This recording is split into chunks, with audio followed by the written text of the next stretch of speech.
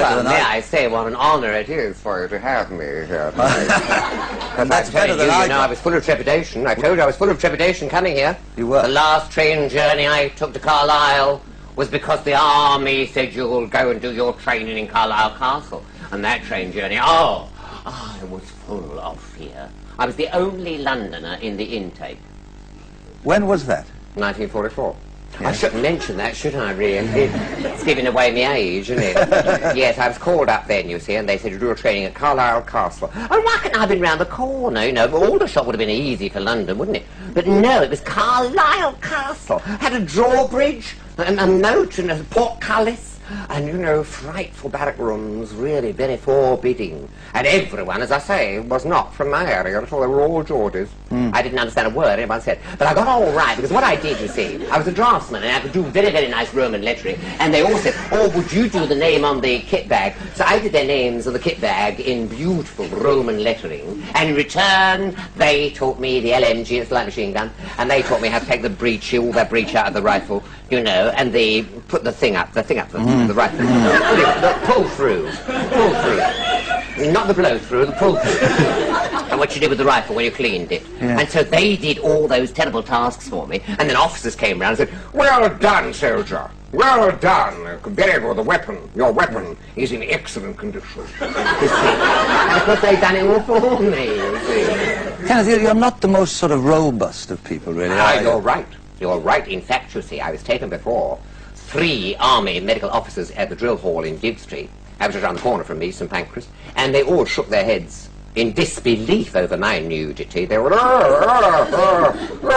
all cries like, one of them said, pull the stomach round to the front. And I did that to him. And I had a most terrible time. And they all said, we can't make up my mind at all about this. He must go off to see tetanus. And I was sent to this man in Harley Street who shoved needles into my fingers, took blood off, and then this blood was sent for testing. And this receptionist, a woman in a white coat, took me to the door solicitously and said, I shouldn't worry if I were you, dear. I shouldn't think they'll ever call you up. And I thought, well, is that an insult, or is it nice, you know? I never quite knew. And then I got to the army proper, where I was told, he said, as a result of your being sent to a special, you've been graded B2. Now, you had A1, A2, A3, B1, B2, B3. That was the series of statuses you were awarded, and I got B2, and I thought, well, that means I'll never have to do any actual fighting, you know, I'll get some cushy job, you see. But no, once you got to Carlisle, you were shoved into everything, and I had to do this bayonet, going down this field, screeching. You had to screech obscenities at a dummy they stuck up. You know, this. And I was going, and this sergeant said, you can kill a German, you probably kiss him. And I said, yes, why not? Love is a splendid thing. Rubbish, get off, make the tea. So all I did was make the tea. I had denim splashed with all these Dixies full of hot tea all down my legs. I spent most of my time making tea there. Well, did the initial training do you good, would you say? Must have done. They shoved me on all these route marches, and in Carlisle they had the regimental band all dolled up, looking marvellous, in a side street. So when you'd done 30 miles all round the hills and dales, and came back into the town, they marched out just in front of you, and it, you see, and it looked as though they'd done it with you. Yes. Of course they've been in a side street, having a fag in half a corner, waiting for you. It's a disgrace. Could we go back even before the arrival in Carlisle and the man-making of the young Williams? I mean, it's a marvellously sort of Welsh-sounding name. Oh, yes, it is. My mother was a Morgan, Louise Morgan. She was from, her people were Pont Newydd. My father's were Port Talbot. My father was a Williams from Port Talbot. And they came to London very early. It was a period when a load of Welsh came down to the south and opened dairies and things.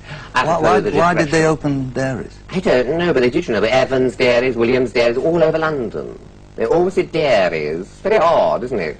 I suppose they were good about milk.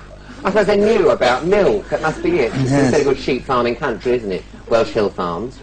Oh, no, of course they don't. They don't have milk. No, there must have been another reason, I think. Yes, there must. That was a boob. As Barbara Windsor would say. Yes, but they did do a lot of that. My father didn't have much of a chance in that field. He became a van boy on the LMS. They were horse-drawn carts, and they had a boy sit on the back seat. Nobody pinched the stuff. He was a van boy on the LMS. He used to call it the Elever mess because he said it was a terrible railway. Well, I mean, they always had a go, didn't they, about railways? I mean, whether it's government railway or whether it was private, they always said they were terrible, they didn't go on time, or they were cancelled at short notice. They always had it in for them. And then he went into the army and was invalided out because of gassing in the Great War. And the army paid for him to be rehabilitated and trained him for hairdressing. And he became a hairdresser. And I used to go to that shop and see him coping with customers, and I was always amazed he had any. Because I'd see a woman say, well, I'd like a henna dyed. You see, Charles. My old man was Charlie Williams. They always called him Charles. Charles, I'd like henna dyed. And he said, henna? On you look like a tart. What, you look like a tart? What, you want to look like a tart? Oh, I'll do it. You want to look like a tart? I'll do it. Just go around the street. They laugh. They laugh. And they what do you think? And they would immediately talked out of it. He had no diplomacy whatsoever. No charming madam, come this way. Now, what are you done? Sit down. Like that. Terribly rude. Was he Cockney, though? I mean, yeah, he didn't have a Welsh... And one, he did a gents' saloon as well. He had a gents' saloon with 2 assistants in there. He'd sometimes help out in there. He helped out there one day when a man came in. And this man said, I'd like a blow wave. And he said, I'll give you a blow wave. You get a blow wave in here. You're high enough, because anyone was a puff was high enough. He was Yes. Out! But he chucked him out. The man landed on the bum on the pavement and didn't get a blow wave at all. But he thought that was disgraceful. A man to have a blow wave, he to have a short back sides and straight. You know? I suppose I've inherited a lot of that, because I despise, any kind of affectation. I just let my hair. Yes, you feel that. She felt that too.